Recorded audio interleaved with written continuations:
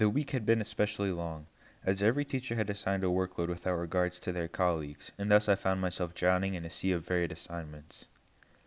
Day in and day out, my daily activities were overtaken by work in English, arithmetic, and physics, often leading me to completing my work upon the 11th hour. Days blended together as the month carried on, and before I knew it, my recollection of time was merely a stream of monotonous consciousness spent on schoolwork.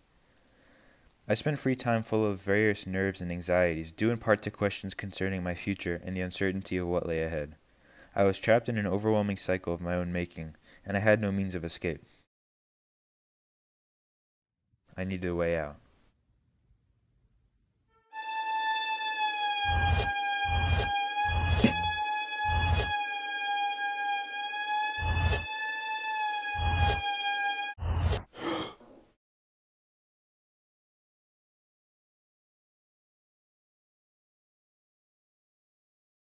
I awoke in an unfamiliar place, a field free of light.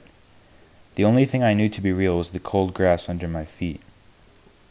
I explored the landscape, surveying what little things I could see. In the distance I saw a faint light, which began growing stronger, and before long I realized it was a ghostly apparition.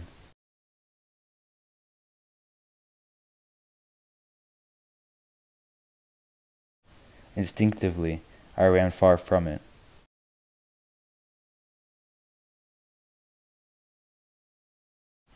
Yet nonetheless, it continued to approach me.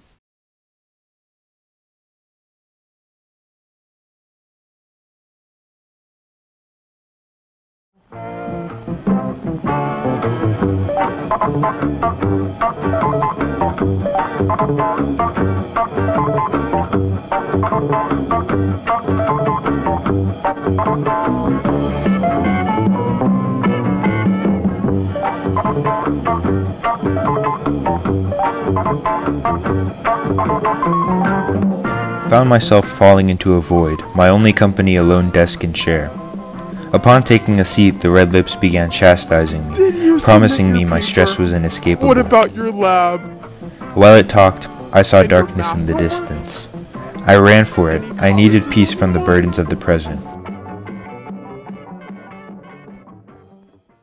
I was greeted with color and charm, a screen full of stories. At long last I had found solace, surrounded by a world of technicolor and emotion, a place where I could finally feel something. I was in awe. I was finally awoken, aware of the newfound peace I needed to maintain. I wanted to go home, now armed with what I knew. Finally, I reached out.